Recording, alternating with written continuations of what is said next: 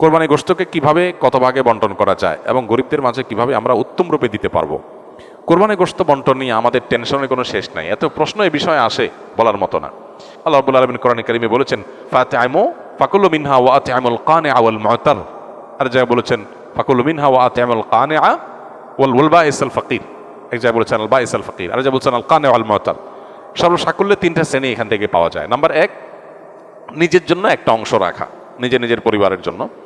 আরেকটা অংশ হলো দরিদ্র অসহায় গরিব মানুষদেরকে, ফকিরদেরকে।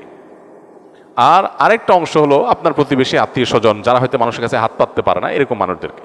তিন ভাগে তিনটা ভাগ করে আপনি কোরবানি পশু বন্টন করবেন। হুবহু তিন ভাগ নাও, একটু কম বেশি হলো, নিজে একটু কম রেখে বেশি দিলেন বা একটু বেশি রেখে কম দিলেন, তাতে কোরবানির অসুবিধা হবে না। কোরবানি গোশতকে তিন ভাগে ভাগ করা মুস্তাহাব বা উত্তম।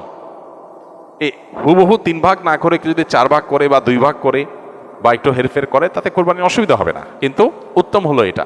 আর গরিবদের মধ্যে বন্টন করার ক্ষেত্রে সবচেয়ে উত্তম হয়, বিশেষ করে আজকাল আমাদের সমাজে কিছু মানুষ আছে যারা মানুষের কাছে হাত পাততে পারে, তারা বাড়ি বাড়ি যায় কোরবানি গোশত কালেকশন করে, তাদেরকে আপনি দিবেন। যারা চায় ভিখারি তাদেরকে ধমক দিবেন না, না দিতে পারলেও। কিন্তু এর চেয়ে বেশি ইম্পর্টেন্ট, এর চেয়ে বেশি গুরুত্বপূর্ণ হলো যে মানুষগুলো কোরবানি করে না কিন্তু মানুষের কাছে হাতও পাততে পারে না, তাদেরকে খুঁজে খুঁজে বের করে যে তাদের বাসায় বাসায় গিয়ে পৌঁছে দিয়ে আসেন, সেটা হবে সবচাইতে উত্তম।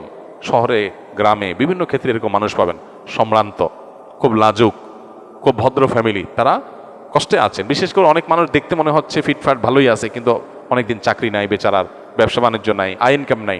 এই মানুষগুলোকে খুঁজে খুঁজে তাদের বাসা বাসায় গোশত পৌঁছানো, এটা হলো সবচেয়ে জরুরি কাজ। এই জন্য এই কাজটা আমরা কোরবানিতে খুব বিশেষভাবে খেয়াল করবো, চেষ্টা করবো ইনশাআল্লাহ।